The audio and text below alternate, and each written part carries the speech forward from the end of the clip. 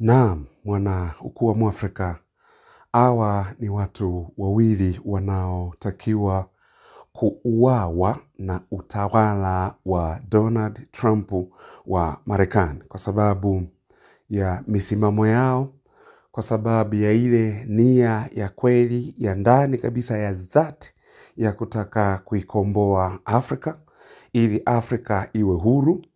Ni watu ambao wanahubiri sana kuhusiana na uhuru kamili wa Afrika, uhuru wa kweli, ukiachana na huu uhuru wa bendera ambao wakoloni walitupa, lakini tena wamekuja kwa namna nyingine. Yani hiki kitu tutaita ukoloni mambo leo, neo-colonialism. Hawa ni miamba ambao wanapambana, wanakazana sana kwa ajili ya kuliamsha bara la Afrika, kwa ajili ya kuiamsha Afrika kuwa sasa hatuhitaji kuendelea kuwa ni puppet wa wazungu.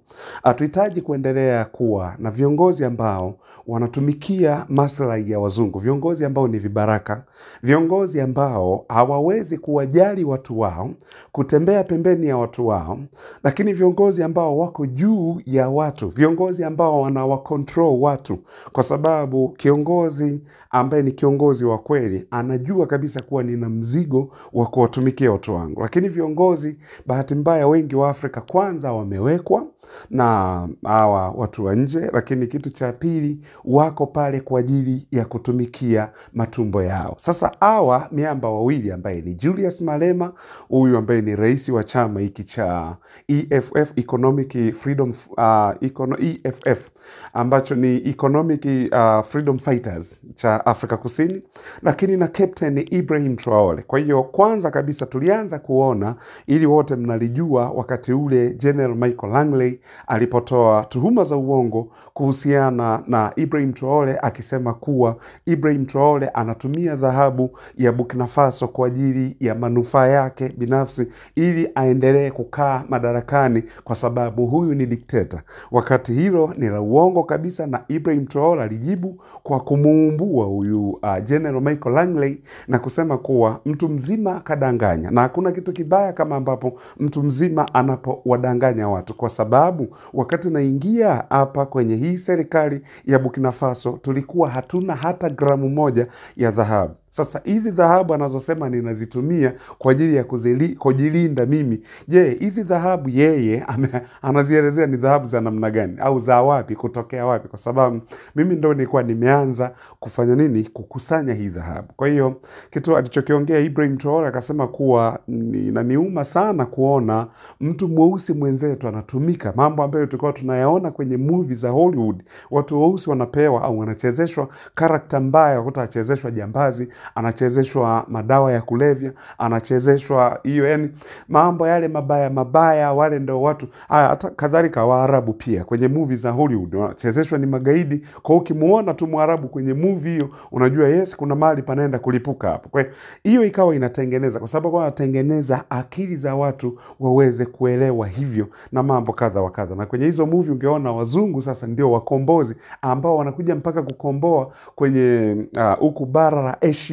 Unaona anatumwa komando mmoja kwenye hizo movie za Hollywood, anatumwa komando mmoja kwa wanakijiji ambao wametekwa na hao watu ambao ni magaidi, ambao pengine ni Waarabu au ni wa Vietnamese au ni watu kutoka Asia huko, au na wengine ni Waafrika. Hata huko Afrika unakuta wanatumwa special forces kwenye hizo movie kuja kuwakomboa watu ambao wamekuwa trapped na ugaidi. Hiyo yote ilikuwa ni mind programming, kukuprogramu akili ili uone wale ni wakombozi. Kwa hiki ndicho ambacho Ibrahim Traore akashangaa kuwa yani haya mambo yametoka kwenye movie yamekuja sasa kabisa kwenye uhalisia, wakijidai wa Marekani ni wakombozi wanaotaka kuja kuwakomboa raia wa Burkina Faso, kwa sababu wamekamatwa na hawa raia wa Burkina Faso. Kama hizi kauli za General Michael Langley akisema kuwa Ibrahim Traore anawa brainwash akili wa Afrika, wengi wanampenda kwa sababu anawa brainwash wa Afrika. Sasa tumeamka, wakati huu sio ule wakati wa zamani. Kwa hiyo hizi ni propaganda wabaki nazo kule, lakini sio huku kwetu. Kwa hiyo hili sasa ndilo ambalo likawa limepelekea Ibrahim Traore waseme kuwa anatakiwa akamatwe. Sasa swala lingine limekuja hapa juzi wakati ambapo rais wa Afrika Kusini Cyril Ramaphosa, mnakumbuka alipokuwa yupo kule Marekani, alipoonana na Donald Trump, kwanza walimfanyia kitu cha kushangaza kidogo. Na ukumbuke nyuma ya hii michezo yote, aliyeko nyuma ya hii michezo ni Elon Musk. Ndio maana watu kwa wanajiuliza, je, Trump amedanganya au amedanganywa? Kwa sababu vingine alivyokuwa ameviongea pale ni vitu vya uongo ambavyo haviko. Na walianza kwanza kwa kuzima taa kwenye ofisi za Oval, na TV zilizoko ukutani zikaanza kumuonyesha Julius Malema akiwa anaongea hivyo, kill the boer, kill the farmer. Hivyo manake wakiwa kwenye uwanja stadium, ambapo sasa Julius Malema alikuwa anaongea kauli hizi, wakaanza kuzionyesha pale. Na katika kuzionyesha hivyo sasa, Donald Trump akasema, ninashangaa kwa nini huyu bwana mpaka sasa yuko uraiani na hayuko jela. Jambo ambalo limemfanya Julius Malema kule aweze kuongeza ulinzi, kwa sababu hawa watu wakiongeaga hivyo maana yake ujue kitu kinachofuata wanakutafutia. Na ndio maana unaona sasa pale wakati Donald Trump yuko anaongea na Cyril Ramaphosa, rais wa Afrika Kusini, ungedhani Cyril Ramaphosa angemtetea huyu Mwafrika mwenzake, lakini akabaki anashangaa.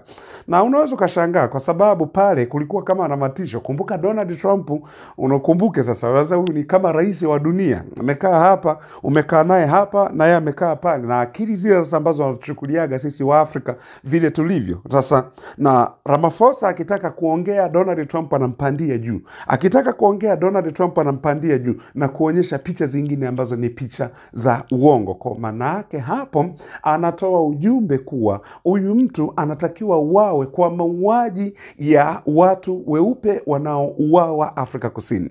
Jambo ambalo Cyril Ramaphosa alisema, haya mambo ya uhalifu yako kila mahali. Mambo ya uhalifu sio wazungu tu, mpaka wa Afrika huko Afrika Kusini wanauawa. Yani Trump amesahau kuwa Afrika Kusini zilikuwa zimetokea fujo ambazo watu wengi waliuawa. Wa Tanzania walikuwepo, wa Kongo walikuwepo, wa Kenya walikuwepo, wa Nigeria ndio waliuawa kwa namba kubwa. Hawa wote amesahau, lakini anasema watu weupe ndio wanauawa. Kama nilivyokuambia kuwa hii ni kuwa Donald Trump anachokitafuta ni kutaka ile ardhi irudi mikononi mwa wazungu, halafu wayatenge majimbo baadhi yao ya wazungu. Na nyuma ya huu mchezo wote Elon Musk ndio yuko huko.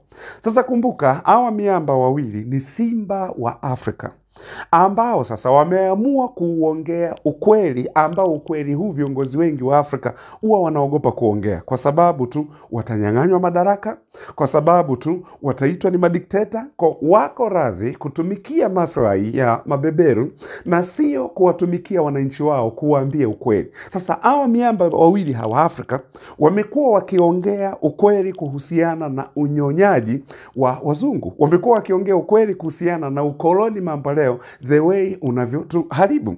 Wamekuwa wakiongea ukweli kuhusiana na uongo wa vyombo vya habari vya kimataifa, ambavyo kwa bahati mbaya sana wafadhili wakubwa wanavyovifadhili hivi vyombo ndio makampuni makubwa yanayochimba madini katika mataifa ya Afrika, halafu na kuacha Afrika ikiwa ni masikini, tena masikini wa kutupwa sana, kwa sababu ndio wanaofadhili hawa. Utakuta makampuni mengi kutokea Marekani, kutokea Paris, kutokea London na maeneo mengi. Lakini London pale ndipo mahali ambapo pamekuwa ni mahali pa utakatishaji wa fedha haramu pale London, halafu ndipo ziende maeneo mengine. Kwa hiyo utakuta sasa wanawanunua hawa viongozi wa Afrika, ambao wale sasa wanaona bora fedha kuliko raia wako, au bora fedha kuliko uafrika wako, au kuliko utaifa wako. Kwa hawa viongozi wanachokifanya sasa, wanawanunua wale wakubwa, wale wanawanunua, na wakishawanunua basi hawezi wakaongea chochote. Kwa hiyo ni wanaogopa sana mtu ambaye anaongea ukweli, kutaka kuwaamsha wa Afrika kama Ibrahim Traore. Na uzuri sasa wa Ibrahim Traore, yule ni Pan-African, lakini pia ni kiongozi pia vile vile, kwa sababu Pan-Africanism hii ni spirit ambayo ya ukule wa Mwafrika, ambayo ilianzishwa na wazee wetu wakina Kwame Osagevo Nkrumah, wakina Julius Kambarage Nyerere, wazee wetu wakina Samora Machel, mnakumbuka wazee wetu wakina Haile Selassie miaka ile. Umeona sasa hii wamekuja kuiendeleza hawa vijana wadogo, ambapo sasa yuko Julius Malema upande huu, na upande huu mwingine yuko Ibrahim Traore. Sasa Julius Malema yeye yeye ni kiongozi tu wa chama cha upinzani kule Afrika Kusini ambacho ni EFF, ambayo ni Economic Freedom Fighters, na sio kiongozi kama ambavyo kwa upande wa Burkina Faso Ibrahim Traore yeye ni rais wa nchi. Kwa kuna vitu vingine anavifanya kwa sababu yeye ndio top leader. Tofauti sasa na Julius Malema, inabidi sasa awaambie watu, jamani, tunatakiwa tufanye nini? Tunatakiwa kuamka. Kwa hiyo watu wamemuuliza Julius Malema kuwa hauogopi hiki ambacho Donald Trump amekiongea. Akasema no, kuuawa au kifo ni sehemu ya wapigania uhuru wa Afrika. Ndio maana akatolea mifano kama wakina Colonel Muammar Gaddafi waliongea ukweli wakauawa. Na mnakumbuka hata juzi hapa kwenye kipindi hiki cha hii corona, juzi imekuja viongozi wote, wafuatilia, viongozi wote ambao walipinga hiyo corona hawapo duniani.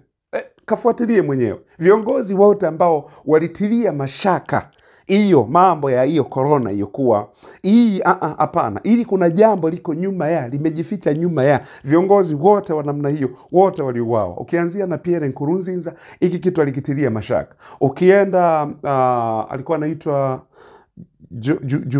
Juvenali yule rais wa Haiti yule, unakumbuka naye hayupo. Haya, ukija Comrade John Joseph Magufuli, naye alitilia shaka hilo swala la corona, hayupo duniani.